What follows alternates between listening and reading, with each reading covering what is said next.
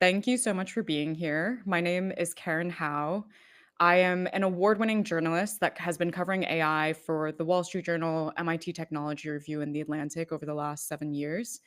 And today I wanted to give you a brief preview of my new book, Empire of AI, which came out in May and became an instant New York Times bestseller.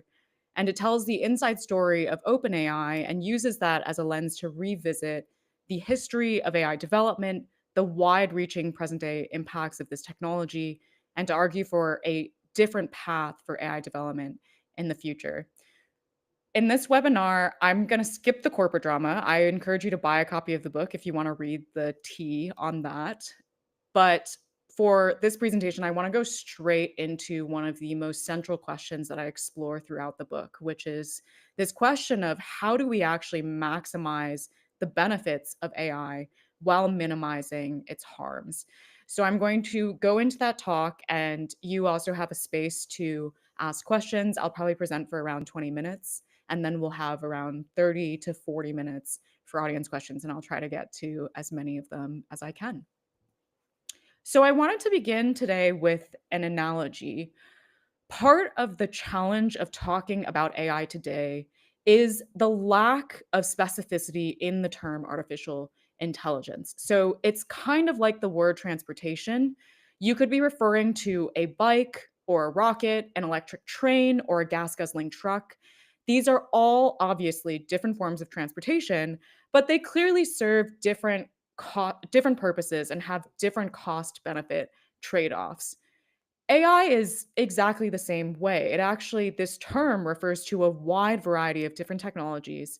So when we talk about maximizing the benefits of AI, the answer is not just we need more AI, but which AI technologies do we actually need more of? Which ones maybe should we have less of? And how do we continue to improve existing and design new forms of AI in which the benefits outweigh the harms? I'd argue that the kinds of AI systems that dominate our headlines and our imagination today, these large scale generative systems like ChatGPT, which were built on a quest to so called artificial general intelligence, or what I like to call everything machines, is the worst possible trade off of AI technologies in the portfolio of all existing AI technologies. And if we want AI to be a force for good, we actually urgently need to shift away from this approach towards other options. So, my critique of today's dominant systems really boils down to this: their scale. What do I actually mean by the scale? The size of the data sets for training a single AI system have dramatically grown, as has the amount of computational resources being used to perform that training. Both of these charts are in logarithmic scale. So we're not only seeing an exponential increase in both the data and compute, but also a higher exponent over time. So a far faster acceleration in the scaling of these systems than ever before. And here's a different way of looking at it through just OpenAI's technologies. In 4 years between 2019 and 2023, OpenAI's systems scaled by 4 orders of magnitude. And we roughly know this based on what has been reported about the size of GPT-4. OpenAI doesn't actually release that information, but the term parameters here on this slide is a proxy for the amount of data and the amount of compute these models have been trained on. And of course, it's not just OpenAI. This is actually the same story for all of the main AI model developers today. They're all aggressively scaling their models in this kind of way. So, what are the costs of this scale and the continued push for ever more of it? Well, let's first look at what happens when you aggressively scale training data: infringements on data privacy, erosion of intellectual property, the perpetuation of an engagement centric model of social media, more polluted data sets. When you're scraping the entire internet to try and train these systems, instead of actually curating data sets where you pick and choose exactly what you want to put into these AI models, the quality of your data drops. And then you end up with another downstream consequence, which is the labor exploitation. When you are pouring anything into these models, you now have to deal with the problem of content moderation, eradicating the worst kinds of content out of the model's outputs. So in my book, I dive in particular into these last two harms, more polluted data sets and labor exploitation. And to just highlight more of why labor exploitation is really a scaling harm, I wanted to pull out this specific quote where I interviewed an executive of Appen, a data annotation platform that connects workers largely from the global south to global north AI companies for doing this kind of content moderation and data labeling work. And he really brings home the fact that labor exploitation is rooted in scale. He says there's a big paradigm shift in how you control the outputs of these models. In a traditional AI sense, you control the output by constraining the inputs. The challenge with generative AI is the inputs are the entire corpus of humanity. So you need to control the outputs. So I ended up traveling to Kenya in my book to meet with the workers that OpenAI specifically contracted to perform this content moderation or the controlling of the outputs of their models to really understand how this paradigm shift that the Appen CEO described is actually affecting real people's lives. Specifically, the workers were asked to build a content moderation filter, something OpenAI could wrap around its models to block problematic generations from ever reaching their users. What that meant was that workers had to wade through the worst content on the internet, as well as AI generated content that OpenAI was actually prompting its models to imagine the worst content on the internet. And they had to then put it into a detailed taxonomy. Is this hate speech? Is this harassment? Is this violent content, sexual content? Does that sexual content involve abuse? And does that abuse involve children? And in fact, this is directly also tied to India. Many of you are dialing in from India today.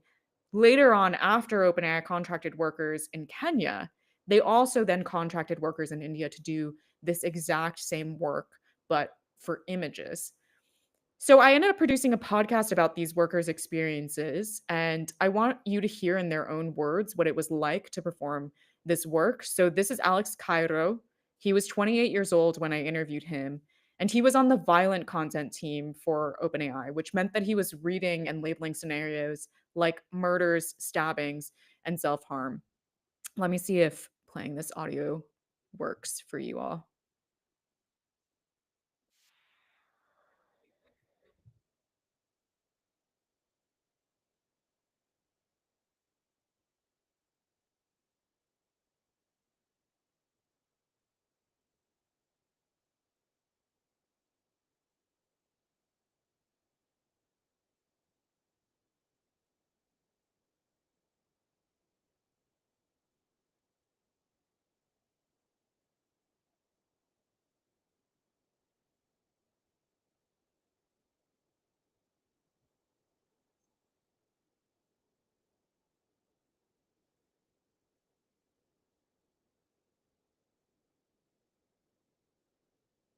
Okay. I'm hearing from the team that the audio didn't work, which is unfortunate. But basically what Alex said, and when we post this webinar, hopefully we can actually embed the audio so you can listen to it.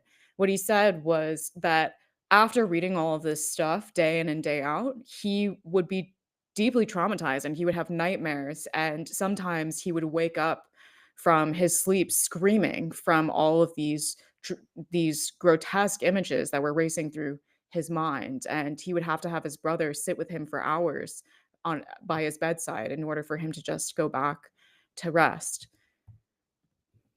And it wasn't just the workers themselves who suffered, it was also their families and their communities. So what I learned from this worker, Mo Fadokinye, who was on the sexual content team, is that when someone starts breaking down mentally, they're also part of a fabric of the community that when one node is ripped out, the rest of the community is affected as well. So for Mofat, his personality also completely changed under the pressures of reading about grotesque sexual content and sexual abuse content all day. And he really struggled to explain these dramatic changes to his wife and to his stepdaughter because he didn't know how to say to them that his job involved reading sex content all day. That sounded like a very shameful job to have. And so, as his wife and stepdaughter felt that they could not understand why he was becoming more and more withdrawn, more and more socially anxious, more and more isolated, they began to wonder whether or not they really knew who he was. So one day, his wife asks him for fish for dinner. He goes to the store, buys three fish, one for him, one for her, one for the stepdaughter. And by the time he comes back home, all of their bags are packed and they're gone. And she simply texts him, "I don't understand the man you've become anymore. We're not coming back." So, what about what happens when you aggressively scale the size of the supercomputers and data centers for training and deploying these models? Accelerated mineral extraction, increased energy and fresh water consumption, utility price hikes, strain on grid infrastructure. In fact, a US regulator just warned in June that data centers are a threat to the reliability of grids. Greater carbon emissions. A June report from the UN found that four of the leading AI companies increased their emissions by 150% since 2020, which was exactly the year that the same companies said that they would dramatically reduce their carbon emissions. And the report found that these emissions are increasing specifically because of their build out of data centers for supporting their AI developments. So let's dig deeper into the increased energy and fresh water consumption, which was the element that I highlighted the most in my book. What kinds of numbers are we actually talking about when we talk about a dramatic increase in energy and freshwater consumption? Here's a map from the International Energy Agency of planned and operating data centers around the world and their chart of the rapid increase in data center electricity consumption. So you can see that there's been a really big ramp up, exponential ramp up over the last few years. And the UN report that I referenced earlier also found that this is rising 4 times faster than global electricity growth. So data centers are becoming a larger and larger share of electricity use globally over time. How would that continue in the next 5 years? There have been myriad estimates that have been put out by various different organizations and people. And this is one that I think really helpfully contextualizes the sheer numbers that we're talking about. The ARM CEO said that by 2030, AI computing alone could consume more energy than all of India. Of course, as the UN report gets at, much of this energy demand is actually being fulfilled by fossil fuels like natural gas and coal. And a recent Business Insider investigation found that utilities in the US are, quote, torpedoing their renewable energy goals. And the expected air pollution related public health costs of this dramatic increase in fossil fuels being burned could reach between 5.7 billion and 9.2 billion dollars annually. And I believe that estimate is just for the US, so it'll be much higher around the world. And the lesser talked about dimension is that not data centers don't just need to consume energy, they also need to consume a lot of fresh water to cool their facilities. And it has to be fresh water because any other type of water leads to bacterial growth and the corrosion of the equipment. So, one study projected that global AI demand could consume half of the annual water withdrawal in the UK by 2027, so in just a year and a half. And it's not just the volume of fresh water that we should care about, also the distribution of where this water is being drawn from. It turns out that most of this water is coming from the places that actually need it most. So, in an investigation this year, Bloomberg found that two-thirds of the data centers that are being built for AI are going into water stressed areas globally.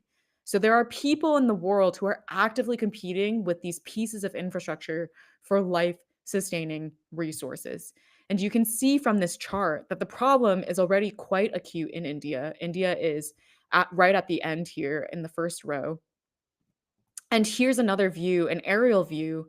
This red box is around it's satellite imagery of exactly where the data centers are going in India to show just how dry these regions really are. And all of these other boxes represent all of the other places around the world where data centers are being built. And you can see just how arid these places are. So in my book, I write about one of the communities that is literally competing with this infrastructure for these resources in Montevideo, Uruguay, which I initially learned about from this article in The Guardian. And residents in Montevideo at the time were facing such a historic drought that the Montevideo government was starting to mix salty water with chemicals into the public drinking water supply just to have something come out of people's taps when they opened them. And for people who were too poor to buy bottled water, they were drinking that water. They were drinking the toxic, salty water. And women were having higher rates of miscarriages. Elderly people with chronic illnesses were having much more exacerbated symptoms. And it was in the middle of this historic drought that Google proposed to build a data center in the middle of the city to use the fresh water that was already so scarce to cool the facility. So by the end of my book and through my reporting, I go to many different communities around the world to look at some of these impacts and the scaling harms of the current AI boom. What I concluded was that the greatest scaling harm, and this is why my book is called Empire of AI, is really the threat to democracy. So, under the cover of needing to amass an extraordinary degree of capital and resources to construct these large scale generative AI systems, these companies are consolidating a historic amount of economic and political power to the point that I don't think it's accurate anymore to describe them as companies. They are really new forms of empire, just like the British East India Company back in the day. And for every single community that I spoke to while reporting this book, they all had the same reaction when they first encountered the empire, this profound sense of a loss of agency to self determine their future. And if we allow these empires to continue their unfettered expansion, the majority of people in the world will begin to feel this way, and then democracy cannot survive. And here's the kicker: the scale is not actually necessary. You do not actually need this degree of labor exploitation or resource consumption to reap the benefits of AI development. We've already seen evidence of this with models like DeepSeek, where it is possible to develop the same capabilities with significantly less resources, significantly less computation. And that doesn't actually account for the full range of other AI systems that already exist that have nothing to do with large scale systems and are hugely beneficial. Nor does it have anything to do with the new techniques that haven't been developed yet, but with more research could create new types of AI systems with even greater benefit and even less harm and computation. In fact, I would actually argue that the scaling approach is not bringing us innovation, it's costing us innovation. In the first quarter of this year, nearly half of all venture money went into two companies, OpenAI and Anthropic, both engaging in the aggressive scaling of these AI models. So the scaling approach is not just eating up a huge share of the capital for exploring other types of AI approaches, it's also eating up a huge share of the capital for exploring other types of technologies in general. So, what should we actually do? How should we redeploy this capital to get to a better place? Well, I would argue that first, we need to stop trying to build artificial general intelligence or these so called everything machines. We should return to task specific AI systems that tackle well scoped challenges that actually lend themselves to the computational strengths of AI. Things like computational biology. There's this really great example in DeepMind's AlphaFold, which was a system that was trained not on the whole internet and was not a chatbot that you could chat with, but was trained specifically on amino acid sequences and how they fold into complex protein structures so that it was able to predict with high precision how new sequences of amino acids might fold into protein structures. And ultimately, AlphaFold ended up winning the Nobel Prize for Chemistry just last year for an incredibly important contribution to science that could lead to an acceleration of drug discovery and a better understanding of different types of diseases. Another example, climate mitigation solutions. There is this nonprofit called Climate Change AI that I'm a huge fan of. That is a group of researchers around the world dedicated to understanding how task specific AI solutions might be able to combat the climate problem rather than training general generative AI systems that then accelerate the climate problem.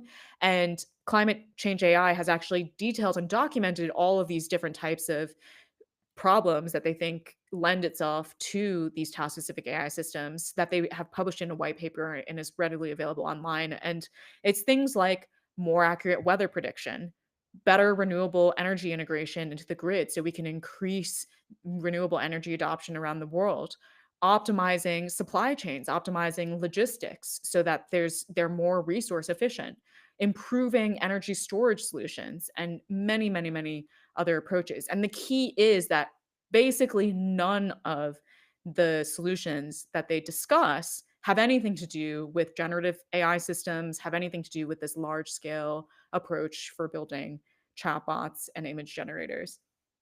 Another category of AI that we could really focus on, healthcare applications, medical imaging analysis, and early stage cancer detection is a really great example. Once again, these systems are not trained on the whole internet.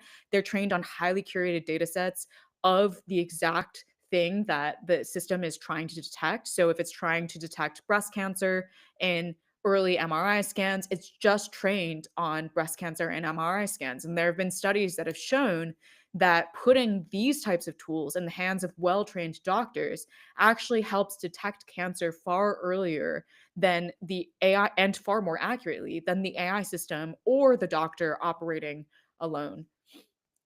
The second thing we really need to do, we need to invest in fundamental AI research outside of the companies to figure out what goes in this box with a question mark.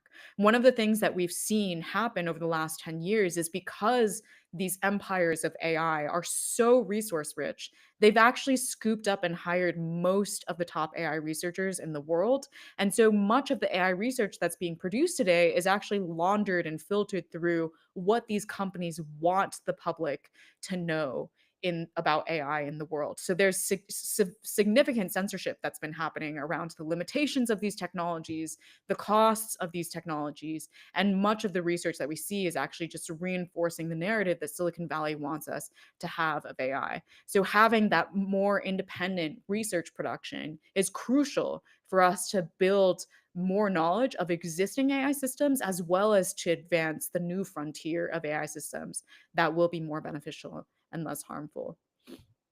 So, the final message that I want to leave with you, and then we'll go to questions. Technology is not inevitable, it is very much the product of human choices. OpenAI and the rest of the AI industry, they made very specific decisions that have led us down to this path of a highly costly and middling benefit approach to AI development. And ultimately, all of us, whether you're watching, no matter where you sit in society, you actually have an active role to play in shaping the future of technology development and shaping the future of AI development. So I hope that after this presentation, you can think more about how you can work together individually or collectively to build the future of technology that we want to see. Okay, with that, I see a bunch of questions, so I'll try to go through a bunch of them.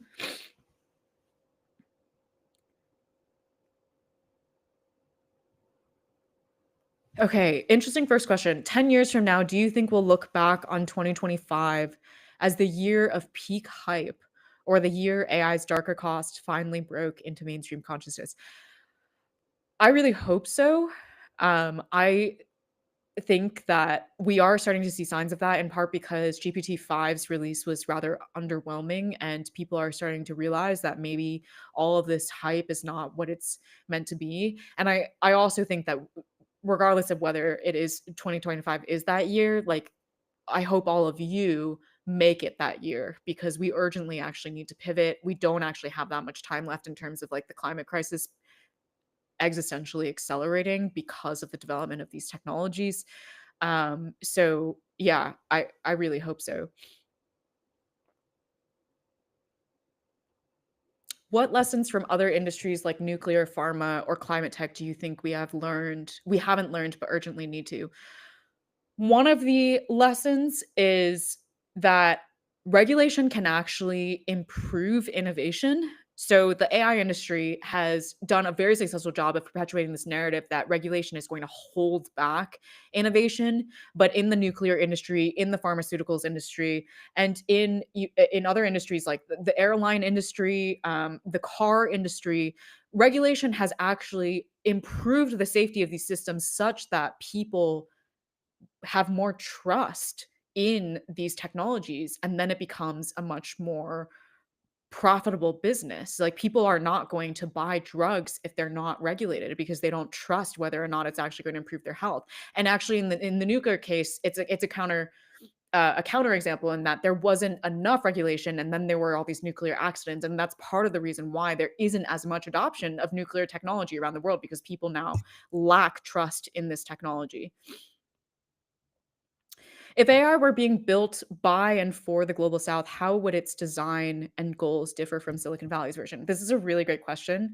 I think that there's been some incredible work that's already been done in this area. There are quite a lot of researchers, of course, in India that are working on this question. There's this community, deep learning in Daba, on the African continent, that is really trying to tease out this question of like how do we design AI for Africans by Africans, and a lot of the approaches that they've been taking is to remember first that technology ultimately is meant to serve people and solve pressing problems that they face.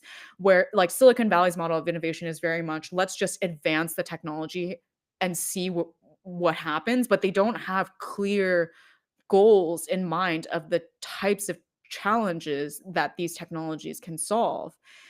Whereas, with deep learning in Daba, um, agricultural productivity is a really big challenge on the African continent. So some of the work that they do, I've seen researchers do in that area, is to work directly with farmers, with communities, figure out how the technology. Yeah.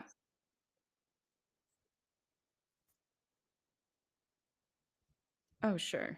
How do I do that? Oh, here we go. Okay. Um, yeah. So they work with communities, they work directly with farmers to figure out what is it that farmers actually need to increase the productivity of their fields. Can AI play a role in that? And then they design tools for that. I've also seen researchers really from the global south really focus on grid resilience because of course that continues to be a problem, reliably delivering electricity to rural parts of the world. And that is also once again, they're going into communities, they're speaking with the grid operators, trying to figure out what exactly is the problem, how can AI actually potentially solve it. And sometimes the answer is like AI is not actually the best technology to solve these problems, and then they pivot to something else. But I think that's really the difference between AI being built by and for the global south than just adopting wholesale this Silicon Valley ideology of top down design, advancing technology for technology's sake rather than for humanity's sake. You've reported on hidden labor in the global south. What do you think will be the next invisible externality that the public hasn't yet caught on to? The environment is a huge one, which I talked about, and the public health issues, which I talked about. I think the other one that we are starting to see is the erosion of social cohesion in a lot of different ways. So, the thing about generative AI systems is that they first of all, we are starting to see reports of them being really addictive and starting to erode people's mental health and increasing their dependency on them, eroding people's critical thinking. They also make it much easier to generate mis and disinformation. So people are starting to lose trust in the information that they see around them. They're losing trust in one another. And so this is one thing, like the best way that I can encapsulate it is like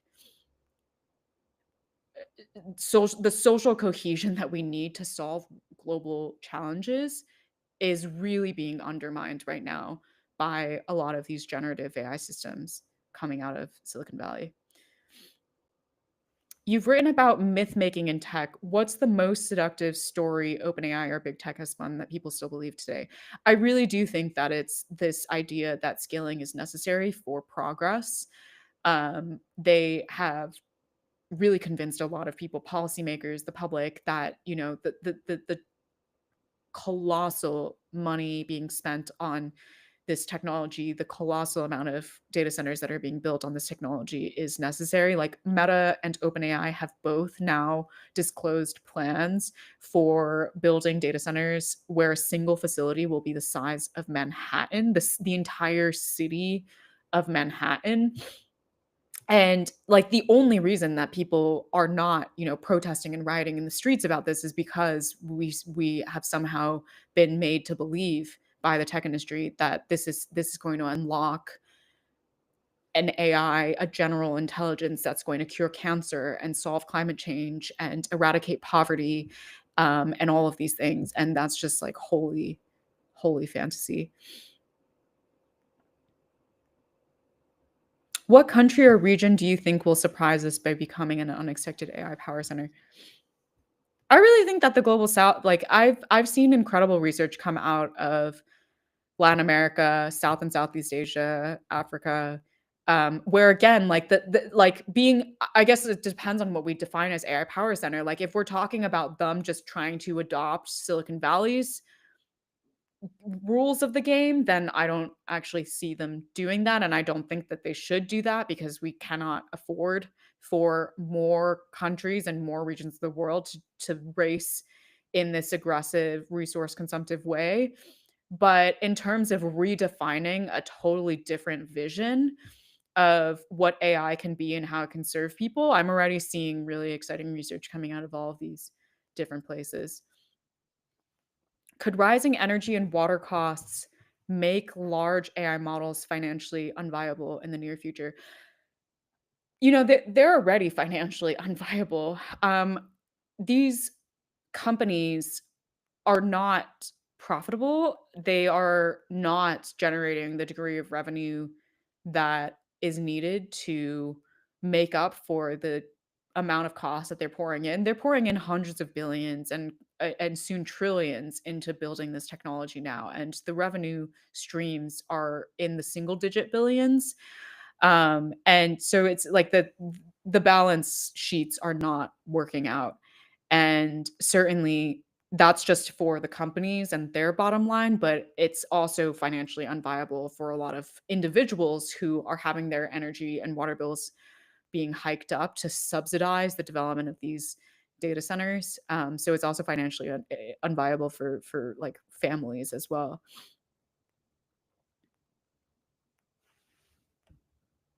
Do you see parallels between the gold rush of AI and past extractive economies like oil or mining? Absolutely. Not just in the extraction, but also in the engagement in disinformation about what they're actually doing. Like the oil and gas industry infamously did a lot of research within their companies that they then censored and didn't actually open up to the public. And so they knew well before the public knew that climate change was that their products were actually accelerating climate change. And they then testified to Congress, to the public, to other governments, to the US Congress and potentially to other governments around the world, denying that that was happening and constantly use this line of we just need more research. There's not enough certainty that fossil fuels and carbon emissions are actually increasing the climate crisis. And we're seeing the same exact playbook now with the AI industry, where they know a remarkable a lot within the companies about the limitations and the negative impacts of their technologies, but they're not actually telling the public, and they're engaging in this we need more research to really understand what's going on. Are smaller open source AI models a real counterbalance to corporate giants or just a sideshow? I think that they are a real counterbalance in terms of first the fact that open source models allow us to gain some visibility into what is actually happening inside the labs to figure out the limitations that these companies are not actually telling us.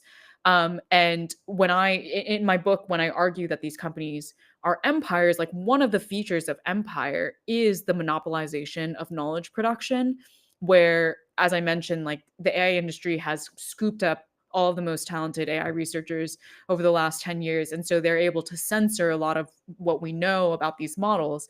And the best way to start chipping away at the empire is to create independent hubs of knowledge production. And I see open source as a critical way for doing that, where open source allows for much more distributed knowledge production.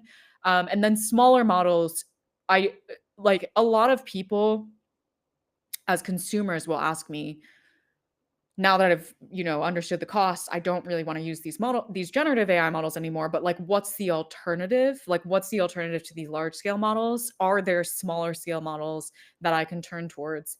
And the answer is, like, unfortunately, there are just not enough of them now for people to have those alternatives, but if we did have far more of these smaller models that are more designed around, like, specific communities, and because one of the problems with large scale models is they're like one size fits all models where they're largely designed to work in an American context and in the Silicon Valley context, in the San Francisco context, but then they're being applied to communities all around the world that have totally different cultures, languages, politics, nuances. It was the same with social media, like that you're creating this one size fits all technology that actually falls apart in a lot of cases.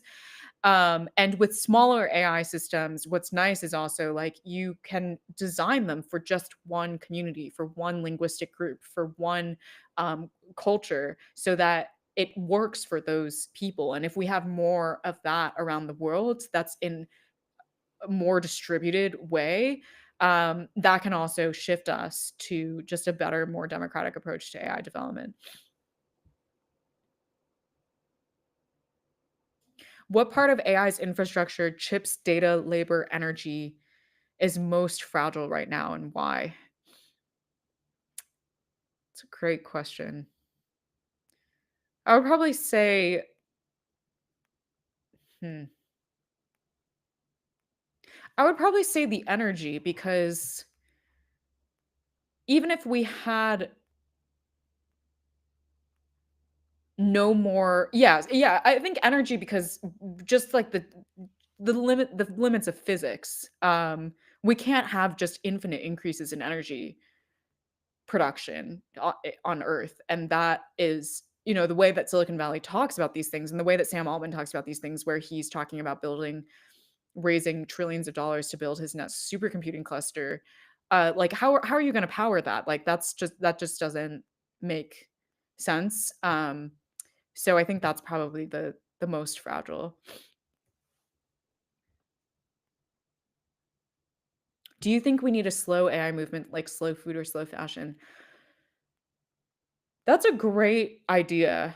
Um, Yeah, I think that's a really great idea, and the other thing that I think we can learn from the fashion and food industry is there are a lot of organizations that have developed certifications for analyzing the supply chains of coffee or, clothes to see whether or not they actually are environmentally sustainably produced and, engage in healthy human rights practices, and I think we need something like that for AI as well. People need to be doing the investigations into the supply chain to then create labels, certifications, so that consumers can actually choose between different AI providers based on what values they want to support.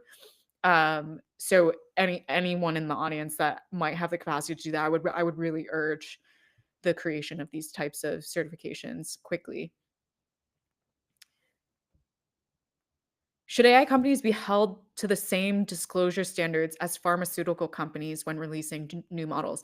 There's a really great argument for for that, in part because there's a lot of research that's now showing that the number one use case for ChatGPT around the world and other chatbots around the world now is therapy, which then you could technically say that these chatbots are actually primarily used as medical devices and therefore should be regulated as stringently as other medical devices, at least in like these particular use cases. But yeah, I think we're seeing a lot of evidence now of how much these systems and their design can actually really affect people's health in myriad different ways. And so we should be very strictly regulating them the way that we do pharmaceuticals. You've written about the ghost workers behind AI systems. What ethical responsibility do companies have toward these often invisible workers? I mean, I think that companies should always be treating anyone that they interact with, whether it's people that they employ, contract, or their users, with the utmost level of care. Um, in that ultimately, like they should be upholding human rights. They should be helping people live dignified lives. That is ultimately the ultimate goal of technology in the first place. Like we're not advancing technology for technology's sake, as I mentioned earlier. That totally defeats the purpose of why we build technology in the first place.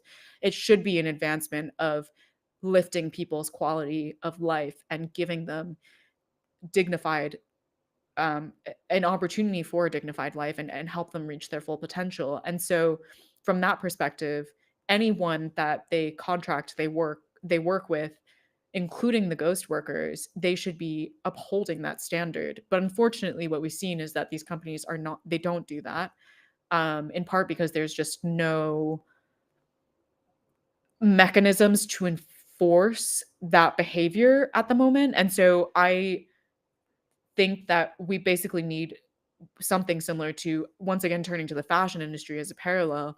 Um, the fashion industry essentially has an international standard that they developed that's enforceable by the UNI, which is a global labor union, to make sure that all fashion brands treat their workers with a minimum standard of human rights. And if they do not, they're like regularly audited, and you and I can then severely fine them and, publicly shame them in the media for doing this.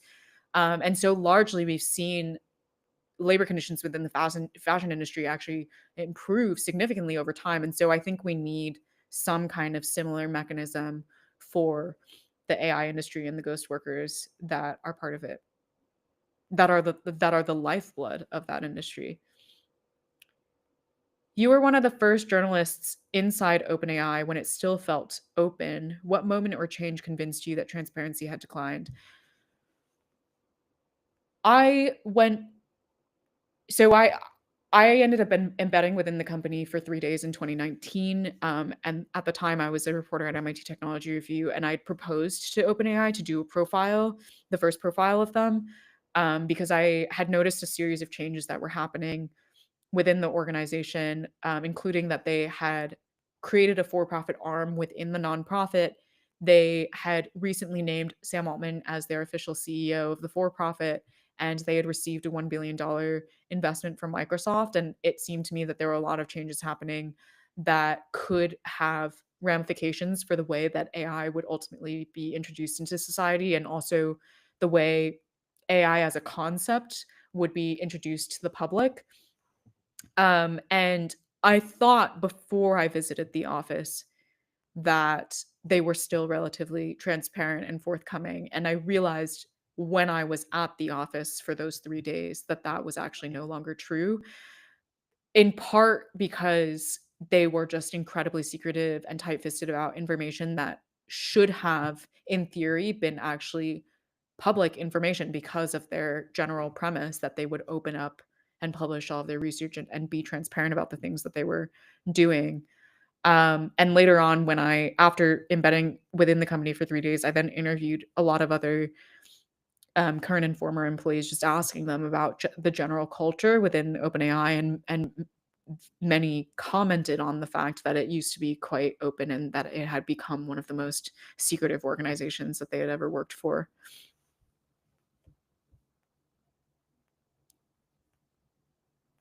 You mentioned that ethical AI doesn't require exploitation or scale at all costs. What alternative models or smaller versions of AI are already showing promise?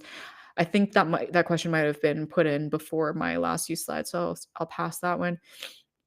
You've reported on OpenAI's secrecy. Is secrecy inevitable in such a competitive race, or could a genuinely open model of innovation still survive? I absolutely think a more open model of innovation can still survive, and I think DeepSeek completely open sourcing its technologies, or Highflyer, the company that created DeepSeek, completely open sourcing that model kind of proved this because all of a sudden it forced OpenAI to have its own open source model, and it ended up becoming almost a race to the top instead of a race to the bottom for like being more transparent. And there have been many, many movements within the software industry and tech industry in general through the decades of this question of like, is open or closed better? And both systems have kind of existed in parallel, but the open source community and open model of innovation has continued to thrive for decades alongside the closed one, and brought many, many important contributions. And now that we are in a era where the technologies that are being built are so consequential and can affect so many people at once based on like single design decisions that are made within these closed doors, I think we absolutely need to gravitate more towards an open model of innovation over time. Are there real examples of AI labs or startups already building sustainably, or is it all greenwashing right now? Yeah, unfortunately, like the main AI labs, OpenAI, Anthropic, Google, Microsoft, especially like the cloud providers, Google and Microsoft, that do a lot more of this kind of greenwashing, like they're not actually building these things sustainably. Like, have they done some research to improve the efficiencies of these models to reduce the environmental impact? Yes, but is it sufficient for actually resolving the general issue of an explosion of resource and energy consumption? No, not at all. And Microsoft and Google in particular do a lot of data and language massaging in their annual reports to try and make it seem like their impacts are not as bad as they actually are. And even then, like, it's remarkable, like even then their report said that they've increased carbon emissions by 150%. So actually that number should be put in the context of the fact that this was the best possible number that they could offer after all of the data massaging and greenwashing. If Sam is the monarch in the story, who are the nobles and rebels around him that really shape outcomes? Are any other monarchs rising at the moment? This is a really good question. I have really come to believe in a theory of change where everyone in the global public needs to be part of shaping the outcomes and resisting this top-down imperial approach to AI development. And there are a number of communities that I highlighted in my book that have been engaged in this kind of resistance from the bottoms up. One of them is there were these Chilean water activists that were facing sort of the same problem as what I described of the community in Montevideo, Uruguay, where they were experiencing historic drought. And then Microsoft or Google proposed to build a data center within Santiago. And they, these water activists just decided that no, this project cannot just use our fresh water without giving us anything in return. So they ended up engaging in a huge protest effort. They knocked on all of their neighbors' doors to educate them about how data centers work, why they need fresh water, how it was going to affect their freshwater resource. They talked to the city council. They escalated it to all these different people in Santiago and then and Chile at large, to the point where it got the attention of Google's headquarters in Mountain View, and Google dispatched people to come talk to the community, except they dispatched only English speakers instead of Spanish speakers. So there's like a whole thing around there. But it continued to escalate to the point that the activists were able to get an audience with Google and their national government. And now the Chilean government has formed a roundtable where anytime a data center project needs approval, they actually bring together community residents, activists, and the company together to discuss the project. And it's not a perfect solution. The activists that I spoke to talked about how like they still feel like there's a pretty big power imbalance in the roundtable in terms of like who the government ultimately listens to. But it is a really remarkable story of this kind of concerted collective pushback to get the tech companies to actually listen to the communities and change their approach to make it more beneficial for the communities. And the central thing is like this this community in particular, it's not that they didn't want the data center to be there at all. It's not that they were saying like no data centers ever. They specifically were not okay with the idea of the data center just being placed in their community without consulting them whatsoever and without actually like helping the community understand how it would affect their freshwater and how they might be able to recuperate some of those resource drains, and like how it would benefit the community in other ways. So yeah, that's just like one of many examples that I had in the book that really kind of show that there's many different types of collective action movements that can be the rebels in shaping future outcomes. As ordinary users, is there anything practical we can do to push back? Yeah, so for example, I don't use generative AI tools other than to research like the latest features so that I can write about them. And I abstain because I do not want to be part of contributing data and user count and energy to these tools while they are being built in a way that I think is not responsible. You could take that stance. I'm not saying that like everyone should take that stance, but I just want to give people permission if they've ever thought about like, should I actually be using this tool? It's totally a valid decision to not use these tools. Also, you could think about like ways of just like constraining your use to what you think is like the most necessary. So a lot of the use cases in the early days of generative AI were primarily for entertainment. It's like people just like engaging with these tools because they find it like funny or they find it magical or whatever. And I hope that we can actually move to a more moderated approach where people are actually thinking like, is the task that I'm doing worth the costs of the production of this technology? Um, and probably most of the time the answer is no. And I think if you just ask yourself that before you start engaging with the tools, that can also be really helpful. And then what I mentioned earlier, like if we can have some kind of certification where people or an organization starts stamping and labeling different AI tools for different environmental or human rights track records, then like users will have a better ability to figure out which ones they want to use and which ones they don't. And then I think in general, I've also become much more intense about my data privacy since generative AI came to being, because these companies have clearly much more aggressively stepped up the amount of data harvesting that they do of users and also just general content online.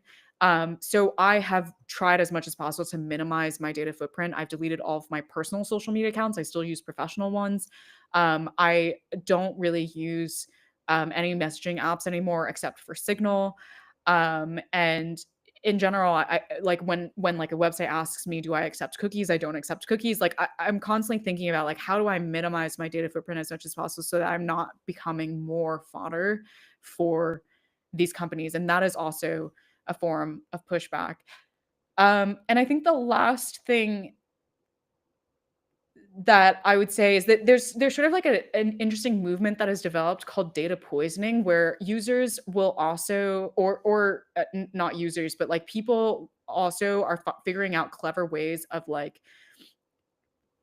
giving bad data to these systems. If so, like one example is artists that are protesting companies just taking their artwork without actually compensating them or without actually asking for consent. there's these new tools that allow them. There's a tool called Nightshade that was developed by researchers at University of Chicago, where they can glaze their artwork with something that you can't see in the visible eye, but when a machine then scrapes their image without their consent and trains on it, it actually breaks down and degrades the ability of the image generator to generate certain types of images. And so that's like kind of another interesting movement that we're starting to see of resistance where um I don't know what there might be other tools equivalent to Nightshade that will start cropping up that allow users to sort of, if they didn't actually consent, like spike the data a little bit to push to force companies to actually start compensating data providers and data creators, or at the very least asking for consent.